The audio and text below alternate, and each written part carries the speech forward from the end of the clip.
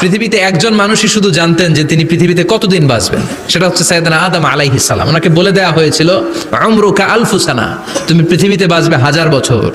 কয় বছর? সাইয়েদনা আদমের সামনে অনেকগুলো রূহ রাখা হলো। সাইয়েদনা আদম বললেন, এরা কারা? আল্লাহ বললেন, এরা হচ্ছে নাসালুক, তোমার বংশধর, পৃথিবীতে তোমার পরে এরা পৃথিবীতে আসবে।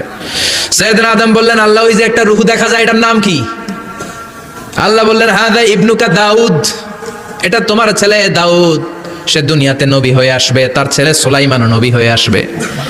সাইয়েদনা আদম বললেন, মাবুদ, আমার ছেলে দাউদের কত বছর হায়াত আপনি দিয়েছেন? আল্লাহ বললেন, 40 সানা, মাত্র 40 বছর, 4 ইয়ার্স, 40 বছর তোমার ছেলেটা বাঁচবে।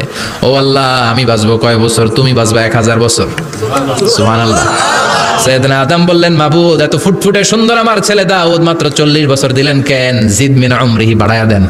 কি করেন? সুপারিশ করতে